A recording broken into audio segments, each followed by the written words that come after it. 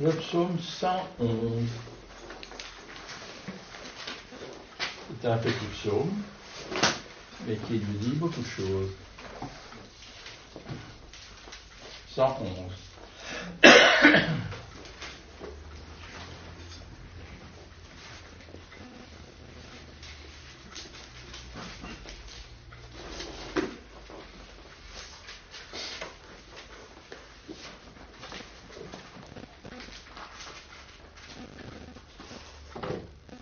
Ça y est? Bon. Louez l'Éternel, je louerai l'Éternel de tout mon cœur, dans la réunion des hommes droits et dans l'assemblée. Les œuvres de l'Éternel sont grandes, recherchées par tous ceux qui les aiment. Son activité n'est que splendeur et magnificence, et sa justice subsiste à perpétuité. Il a laissé le souvenir de ses merveilles. L'Éternel fait grâce, il est rempli de compassion, il a donné de la nourriture à ceux qui le craignent, il se souvient toujours de son alliance. Il a montré à son peuple la puissance de ses œuvres, en lui donnant l'héritage d'autres nations.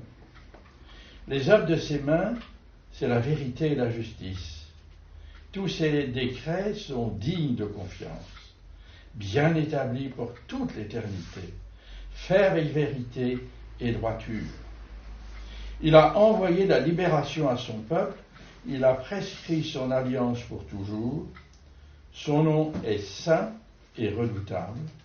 La crainte de l'Éternel est le commencement de la sagesse, et tous ceux qui respectent ses décrets ont une raison saine. Sa gloire subsiste à perpétuité. C'est un beau psaume, hein? C'est un psaume qui nous chante, en fait, la perfection de notre Dieu, mais aussi la beauté de ses œuvres et la permanence de son action dans la création, mais aussi vis-à-vis de ses enfants bien-aimés.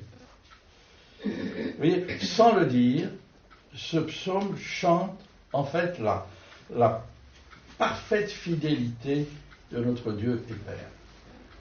C'est cela que ce psaume chante.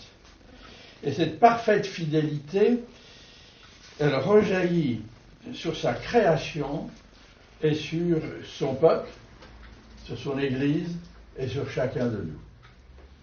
C'est cela que ce psaume nous invite à considérer.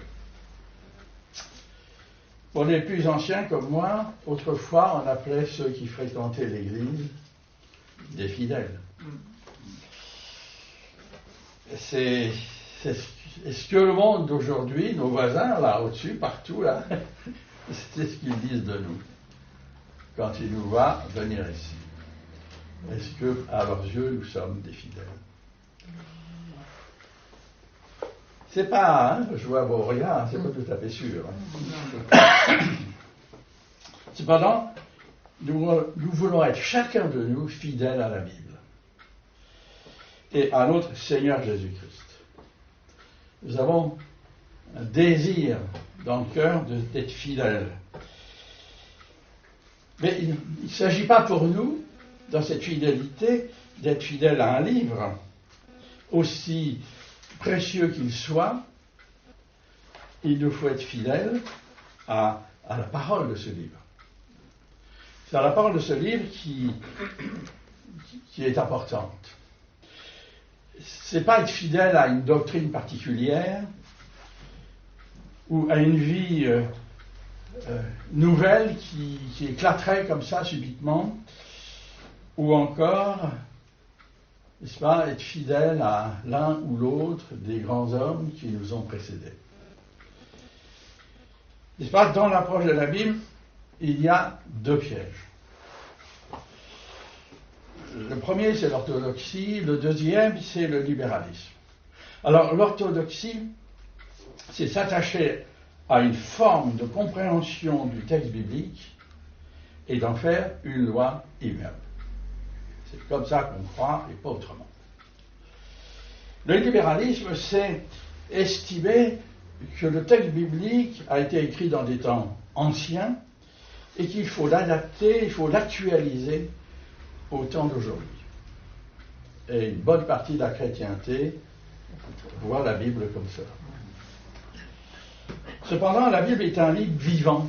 Déjà, Didier l'a dit. C'est un livre vivant, c'est le livre de vie nécessaire pour diriger nos pas et notre vie dans ce monde qui est de plus en plus agressif autour de nous.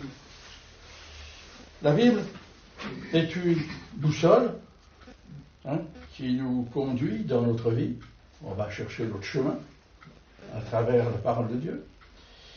C'est aussi un phare, n'est-ce pas, qui nous fait éviter les écueils que l'ennemi de nos âmes dresse devant nous. Et puis c'est aussi une lampe qui nous éclaire dans ce monde obscur pour trouver notre chemin. Cependant, la Bible, c'est plus. C'est bien plus qu'une boussole, même si c'est très utile. C'est bien plus qu'un phare et qu'une lampe. Bien que les instruments ne puissent pas s'en passer. La Bible est un livre de révélation. C'est un livre de révélation et elle nous révèle le Dieu unique qui est créateur de l'univers et qui est aussi notre créateur, notre céleste Père. Ce Dieu qui a créé l'immensité de l'univers et toute la beauté de la vie sur la terre, toute cette variété infinie de vie qu'on découvre sans arrêt sur la terre, nous a créés aussi et il nous aime. C'est aussi la révélation de Jésus-Christ, son Fils bien-aimé, qui est venu pour nous sauver. Et c'est dans ces deux révélations que la Bible est sans prix et qu'elle est unique. Elle est unique. Elle n'a pas un seul auteur, comme les autres écrits religieux humains qu'on trouve dans les autres religions, comme le bouddhisme, comme l'islam, et toutes les formes de religion humaine que l'on trouve, elles ont un seul auteur. La parole de Dieu, la Bible, est de nature divine. Donc, elle est écrite par plus de 30 auteurs différents, sur plus de 1500 ans de rédaction, et par des écrivains qui ont été inspirés, qui cherchaient la face de Dieu, et qui ont été inspirés, et qui étaient de formation et de profession complètement différentes. Et cependant, la Bible qui a été composée comme cela présente une harmonie et une unité de révélation qui est unique. De plus, et ça c'est important, la transmission des textes bibliques d'une génération à l'autre et jusqu'à nous, et dans les centaines de langues dans lesquelles elle est traduite, ça fait plus de 3 millénaires quand même que ça se fait, depuis les textes les plus anciens, et 2 millénaires, à peu près, n'est-ce pas, depuis l'Apocalypse, sont d'une fidélité exceptionnelle. Tous les textes concordent, quelle que soit la langue. Et on a suffisamment de textes anciens pour nous assurer de la fidélité des traductions et des transcriptions à travers le temps. Vous savez, le Seigneur a permis qu'on retrouve, par hasard, un berger retrouve par hasard en 1947 des textes d'Ésaïe dans la grotte de Qumran. Et puis on a plein de textes anciens qui nous disent aujourd'hui que les textes sont justes. Alors, il ne faut pas oublier que si l'homme serait resté avec Dieu, vous voyez, si on serait au paradis, il n'y aurait pas de Bible. Ça ne serait pas utile, puisqu'on verrait Dieu. On s'écrit, n'est-ce pas? C'est quand on est séparé que l'on s'écrit. Et l'homme est séparé de Dieu, son créateur, par le péché. C'est pour ça qu'il y a la Bible. Que Dieu a pris la peine de nous écrire. Et la Bible est un écrit qui s'adresse à chacune des créatures de Dieu. Et qui est compréhensible par tous. Et ça s'est vérifié dans l'histoire. Quel que soit le siècle, quelle que soit la culture, quelle que soit l'ethnie, c'est unique et prodigieux, le texte se comprend. Elle répond aux aspirations de l'âme de tous ces hommes et femmes qui nous ont précédés et tous ceux qui vivent aujourd'hui sur la terre. Et ça, c'est prodigieux. La Bible nous apprend qu'il y a 3 sortes de fidélité. Il y a 3 types. Il y a d'abord la fidélité de Dieu. Il y a ensuite la fidélité de l'homme et de la femme naturelle. Et puis il y a la fidélité du chrétien et de la chrétienne. Donc la fidélité de l'enfant de Dieu. On va les parcourir. La fidélité de Dieu, c'est la perfection. C'est une parfaite fidélité que notre Dieu a. Et elle consiste à exprimer par son amour le maintien de la vie sur terre. Même que l'homme s'acharne en ce moment à la détruire, on se rend compte qu'on la détruit, et ça bouleverse même le climat. Dieu permet toujours les saisons, permet toujours que la vie se reproduise, que la vie continue, qu'il y ait suffisamment finalement de pain sur la terre. S'il était bien réparti, il y en aurait encore suffisamment. Dieu permet tout cela. Et cet amour de Dieu qui s'exprime envers l'homme, sa créature, passe à travers le temps. On l'a vu, il passe à travers le temps. Il va surmonter les obstacles dressés par les ennemis de nos âmes, ce qui fait que l'apôtre Paul nous dit en 1 Corinthiens 10:13 que Dieu est fidèle. C'est une de ses caractéristiques, ça fait partie de sa personne. Il est fidèle, il ne peut pas être autrement. Une remarque, cependant, c'est que l'on est toujours fidèle à ce qui est plus grand que nous. Et Dieu, n'ayant rien ni personne au-dessus de lui, eh bien, il est absolument fidèle à lui-même. C'est pour ça que l'apôtre Jacques nous dit, il n'y a en lui ni changement, ni ombre d'une variation. Rien ne change, rien ne bouge dans ce qu'il a dit, dans ce qu'il a prévu, dans son plan de salut. Il s'accomplira jusqu'au bout. Les pensées de Dieu sont immuables. Ses paroles sont éternelles. Ses actes sont irréprochables. Même si des fois on ne les comprend pas toujours. Car sa fidélité va aller jusqu'au bout des promesses qu'il nous a faites et il va achever l'œuvre qu'il a commencée dans nos vies et il va aussi achever l'œuvre qu'il a commencée dans l'histoire de la terre, dans l'histoire humaine. La fidélité de notre Dieu, elle est inébranlable et elle atteint jusqu'au nu et elle demeure à toujours. Et j'ai toute une suite de versets, si vous les voulez, je vous les donnerai, qui confirment cela. Voyons maintenant la fidélité de l'homme et de la femme naturelle. Donc chez l'homme naturel, la fidélité, c'est une vertu naturelle. En fait, c'est la force qui consiste à un ferme attachement à une promesse faite, à un projet décidé en équipe, ou à une personne aimée, n'est-ce pas, ou un idéal que l'on perçoit comme une vérité. Alors ainsi, on voit des hommes et des femmes de tous âges et de tout idéal qui vont être fidèles à la patrie. Et l'histoire est pleine de gens qui ont été fidèles à la patrie, jusqu'à la mort. D'autres qui sont fidèles à leur foyer. D'autres qui sont fidèles à leur conjoint, à l'être aimé. En particulier, ils vont être fidèles jusqu'au bout de leur vie. Ou alors on va être fidèle à un parti politique. Il y en a aussi qui vont aussi jusqu'à donner leur vie pour un parti politique. Il y en a d'autres qui sont fidèles à des coutumes, à des traditions.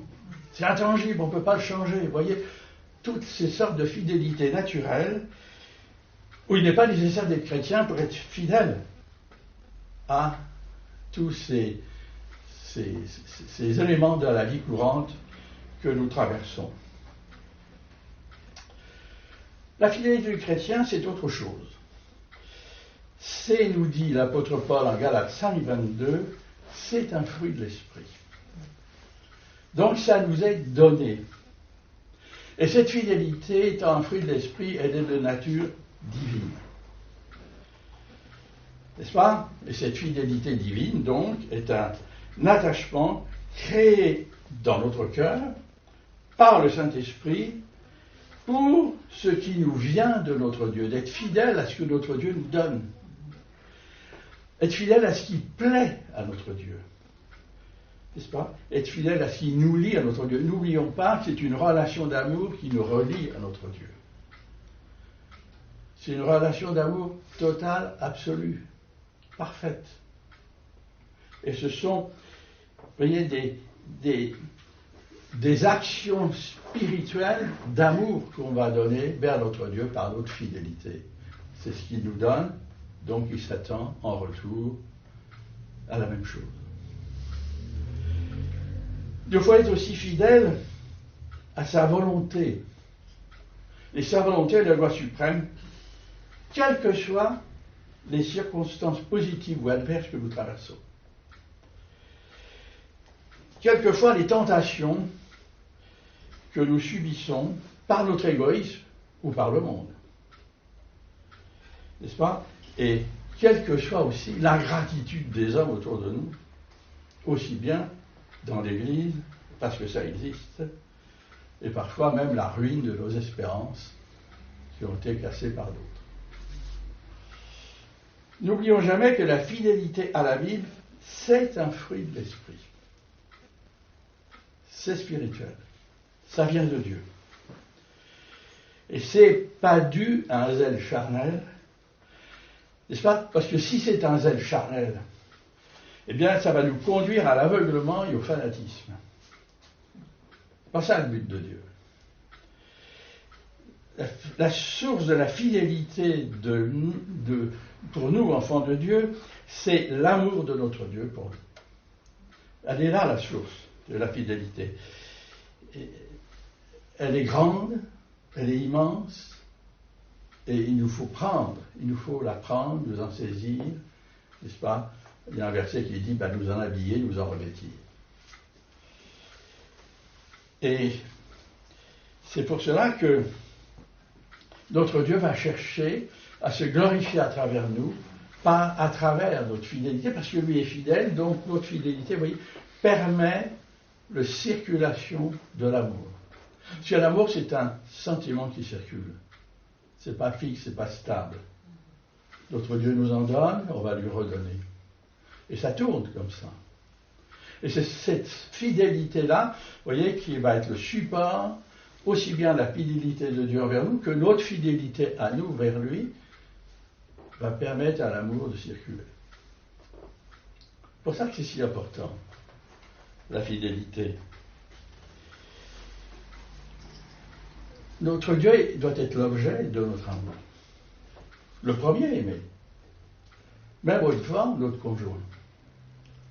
C'est le premier aimé. N'est-ce pas? Et cet amour a des conséquences. On va se réjouir de sa gloire, qu'on va chercher à servir, ici sur terre, parce que c'est sa gloire qui va se manifester à ceux qui sont autour de nous, n'est-ce pas? Et elle va avoir des conséquences. C'est notre consécration. La conséquence, c'est notre consécration. On va vivre pour notre Dieu. C'est ça la consécration. N'est-ce pas? Il faut avoir une fidélité à sa parole qui se révèle petit à petit. Et puis, le modèle que nous avons de fidélité, c'est notre Seigneur Jésus-Christ. C'est lui notre modèle. C'est lui le témoin fidèle que nous trouvons du début à la fin de la Bible. C'est lui le témoin fidèle. Et le résultat de son amour et de cette fidélité, ça va être la paix dans notre cœur. Ça va être le souci de ceux qui sont autour de nous pour leur faire partager cet amour qui nous vient de Dieu. On voit clairement, n'est-ce pas, les fruits de la fidélité chez l'enfant de Dieu. Ça se voit. Parce que la source qui l'alimente, c'est l'amour de Dieu, je viens de le dire, qui est versé dans le cœur par le Saint-Esprit. Alors, si la cause de la fidélité, vous voyez, qui nous fait agir, c'est la grandeur et la majesté de notre Dieu, nous acceptons donc sa seigneurie sur nous. On accepte son autorité pleinement sur nos vies et sa seigneurie. Et si le but de notre vie chrétienne, que nous proposons tous chacun, parce que là on a une question à répondre devant Dieu chacun, c'est bien la gloire de Dieu, de chercher la gloire de Dieu et non la nôtre. Alors Dieu lui-même devient le centre de notre amour. C'est comme ça qu'il va devenir le centre de notre amour. Et nous voyons alors que la fidélité donc, de l'enfant de Dieu n'existe que si elle se manifeste donc par une obéissance sans condition et sans limite à notre Dieu et céleste Père, ce qui peut, dans certaines conditions, nous amener à la mort et au martyre. Et il y en a beaucoup dans l'histoire qui ont été jusque-là fidèles jusqu'au bout. Et Dieu a toujours été avec eux, jusqu'à leur dernier souffle. Et il le sera toujours. En fait, vous voyez, la fidélité chrétienne n'a de valeur que si elle est conforme à celle de notre Seigneur Jésus-Christ, qui nous aime et qui l'a manifesté par ses actes, d'un amour total et sans condition, en mourant à notre place sur la croix. C'est lui le modèle. Et de toute manière, la fidélité va se manifester dans nos cœurs par une bonne conscience, qui va être source de paix, source de sérénité, on va être tranquille, on va répandre la paix autour de nous, on va être des enfants de paix, et on va témoigner, avoir un témoignage qui va apporter du fruit. On voit ici que le fait de devenir enfant de Dieu, par la nouvelle naissance, nous fait entrer dans le royaume de Dieu, qui est le royaume de la fidélité. C'est ça le royaume de Dieu. C'est un royaume de fidélité à toute épreuve, et que nous avons donc une vie nouvelle pour apprendre à être fidèles selon le modèle de notre Seigneur Jésus-Christ. C'est pour ça qu'on a les évangiles. C'est pour ça qu'on sait beaucoup de choses du Seigneur. Voilà comment s'établit notre relation. Le monde chrétien est un monde très différent du monde autour de nous, où la fidélité n'existe plus, n'existe pas. Vous voyez, à moins d'autorités dictatoriales ou des choses comme ça, qui ne marchent jamais. Ça s'écoule toujours. Mais la fidélité de notre Dieu, elle passe les siècles, elle passe les régimes, elle passe tout. Parce qu'elle est d'essence divine, si nous la vivons avec notre Seigneur. Alors, on va parler un petit peu de l'autre fidélité à la parole de Dieu, qui est un acte primordial. Il ne faut pas se tromper. il ne faut pas confondre la fidélité à la Bible avec la fidélité à une interprétation particulière. Et moi, j'en connais qui sont bloqués là. Même des frères qui ont été, même des collaborateurs qui se sont bloqués sur des points, et puis il n'y a plus moyen. Ils sont bloqués là-dessus. Ils en font une montagne. Ou un système doctrinal, ça aussi, ça existe. C'est ça, et puis pas autre chose. Vous voyez? Ou une tradition. Et on le sait, autour de nous. Les traditions, ça ne marche plus aujourd'hui. C'est pour ça que certaines églises se vident, parce qu'elles ont été bâties sur la tradition. Vous voyez, des coutumes. Il y a des coutumes ecclésiales aussi. On fait comme ça et pas autrement. Vous voyez, on ne va pas changer, on ne peut pas changer, parce que ça a toujours été comme ça. Et là, c'est l'assèchement qui va venir. Vous voyez, ou les principes. Des principes d'une communauté qui a été brillante dans l'histoire, et puis voilà, on continue, on peut continuer, puis ça ne marche plus aujourd'hui. Parce que l'esprit, c'était bon pour un temps, mais pas bon pour tout le temps. N'est-ce pas? La fidélité à la Bible n'est pas non plus un simple attachement au livre en tant que tel. Et là, on va insister un petit peu. Mais c'est un attachement aux mots écrits. C'est un attachement fidèle. Ces mots ont été transcrits, vous voyez, à travers les siècles, dans des multitudes de langues, pour qu'ils nous parviennent à nous aujourd'hui en étant la parole de Dieu. Aucun de nous peut lire, quelques spécialistes vont lire les textes en araméen et en grec ancien. Que quelques-uns, mais en hébreu ancien, que quelques-uns. À Paris, je me souviens, il y avait 11 personnes qui avaient même fait un club avec M. Nicole, ceux qui ont connu M. Nicole, qui était le directeur de l'école biblique de Nogent. Il nous avait dit, on est 11 à Paris à lire l'araméen. Vous voyez, c'est peu de monde. Et il n'y avait pas que des chrétiens. C'est ce qui était étonnant. Vous voyez, il y a des gens qui savent lire ça, mais ce sont très peu. C'est ce que l'on appelle croire aux mots, et c'est ce que Dieu nous demande, c'est ce qu'on appelle l'inhérence biblique. C'est un terme de doctrine biblique qui admet que la Bible, dans tous ses mots et dans ses paroles, est inspirée et ne comporte aucune erreur dans les textes originaux en ce qui concerne la foi et la vie chrétienne, mais aussi sur l'authenticité des textes et des détails relatifs à des thèmes scientifiques, historiques et géographiques. C'est exact. Tout ce qui est écrit dans la Bible, c'est exact. Et ça a été maintes fois prouvé.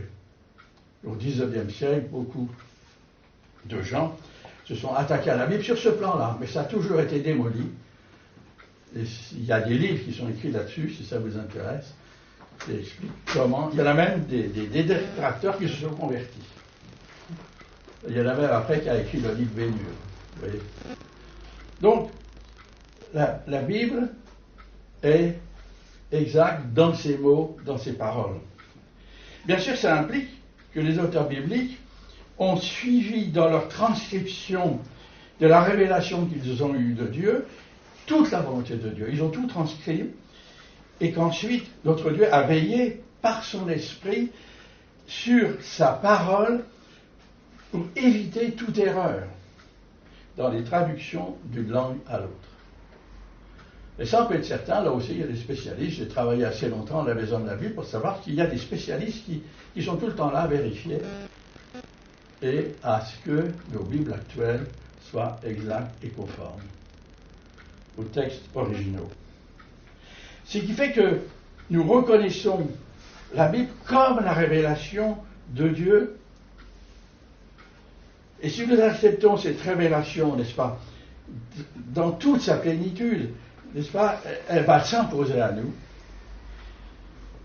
n'est-ce pas, et elle va avoir une autorité sur nos cœurs, et nos vies, ils vont se soumettre instinctivement à cette autorité parce que on a ce vide en nous qui a besoin d'être rempli, ce vide qui a besoin de Dieu, ben, il va se remplir comme cela, vous voyez, et ça nous conduira, cette démarche nous conduira à l'obéissance, à sa parole divine et à en vivre.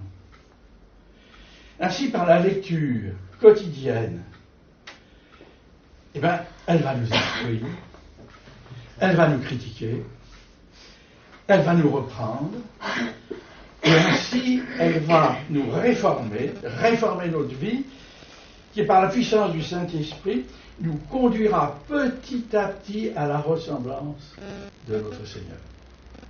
C'est ce que Jean nous dit en Jean 3, 12. 1 Jean 3, 12. Vous voyez, notre fidélité à la parole de Dieu se manifestera alors par des corrections dans notre façon de vivre. Et ça va se voir. Ça va se faire tout seul. Ça va nous amener à être conformes petit à petit à l'enseignement de la parole et à vivre de la parole. Et à chercher à l'honorer. Et en même temps, chercher à amener notre Église à être conforme à la parole. Et pour cela, il faut placer les Saintes Écritures au-dessus des hommes, même les hommes de réveil. Il y a des hommes de réveil qui ont tout influencé. Il y a des foules qui les suivent derrière, et puis au bout d'un moment, tout se casse, et puis tout s'effondre. Non, c'est la parole de pas les hommes. Et bien sûr, la parole est au-dessus des traditions, au-dessus des coutumes, des habitudes souvent ecclésiales de nos églises. Afin de ne plus nous laisser diriger par les principes du monde, mais notre but maintenant c'est de se plaire dans la vie de Dieu et de se plaire dans sa vie nouvelle qu'il nous donne. Et c'est par cette mise en pratique qui va se faire toute seule par le Saint-Esprit, si on le laisse faire, par ces enseignements bibliques, et qui, avec l'aide du Saint-Esprit, que nous allons manifester, nous, notre fidélité envers notre Dieu, envers notre Seigneur. C'est comme cela. Et je pense que Dieu a du plaisir à nous voir nous transformer, à nous voir devenir nouveau vraiment comme il veut, et devenir de plus en plus ressemblant à son Fils Jésus, et à vivre dans cette grande famille du royaume de Dieu. Alors voyez, en résumé, on peut mesurer la valeur que nous accordons à la Bible à la place que Jésus-Christ a dans notre cœur. C'est ça, aussi. Mais aussi à la place que nous donnons à notre Seigneur, c'est en mesure de notre obéissance à sa parole. On peut lire sa parole et pas y obéir. Oui, ça ne changera rien. Mais lire sa parole et y obéir, là, ça va changer. Vous voyez ? Et notre obéissance va trouver sa source dans l'amour que nous avons pour notre Seigneur Jésus-Christ. Si on aime notre Seigneur Jésus-Christ, si on aime notre Dieu, on va trouver naturel de se laisser transformer. Et ça ne va pas être pesant. Ça va être au contraire l'ouverture d'un monde nouveau qui est devant nous et qui va nous passionner à découvrir. Tu vois ? Et cet amour va naître dans nos cœurs en réponse à la révélation de l'amour de notre Seigneur pour nous à la croix. Et par ces faits, nous montrons que notre fidélité à Dieu et à la Bible n'est pas seulement un attachement au texte, mais ce qui est très important, n'est-ce pas ? Mais un attachement à la personne divine de notre Seigneur. C'est ça qui fait de nous des enfants de Dieu. D'être attachés à sa personne.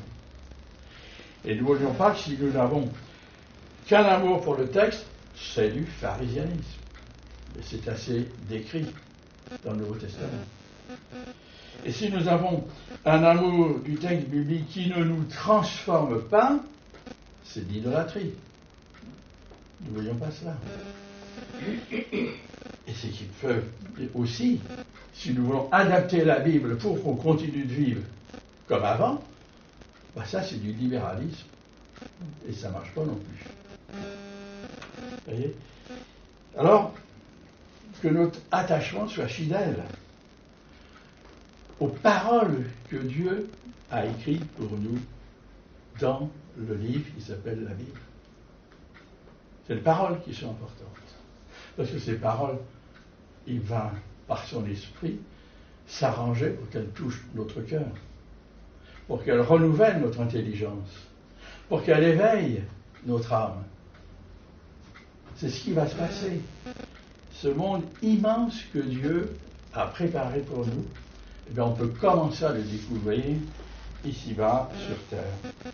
Alors que notre fidèle attachement à la parole de Dieu soit vrai, que on y consacre du temps. Il faut y consacrer du temps. Il faut, ça, on ne peut pas faire autrement que d'y consacrer du temps. On passe beaucoup de temps pour nous soigner, nous, hein. Soignons notre âme aussi, pensons à du temps pour soigner notre cœur et notre âme. Alors que notre Dieu nous aide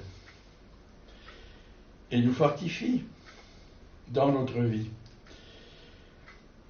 par sa grâce, son amour, et que sa vie en nous rende rayonnants de sa gloire. C'est ça que Dieu recherche. Il cherche des disciples. Il cherche des disciples. Il cherche des enfants, des hommes, des femmes, qui vont vivre, marcher en l'aimant pour lui. Et c'est un vrai berger, lui. C'est un vrai berger. Et il nous conduira toujours à la bonne source, toujours au bon endroit, toujours vers le bon pâturage. Hein, il nous conduira toujours là, quoi que nous fassions. 2 versets pour terminer, au psaume 100, versets 4 et 5. Entrez dans ses portes avec reconnaissance, dans ses parvis avec des chants de louange. C'est entrer dans sa vie, c'est entrer dans son domaine, entrer dans son royaume. C'est ça que ça veut dire, ce verset. D'entrer dans cette vie nouvelle. Le 2e verset dit, célébrez-le, bénissez son nom, car l'Éternel est bon. Sa bonté dure éternellement et sa fidélité de génération en génération. Amen. Amen.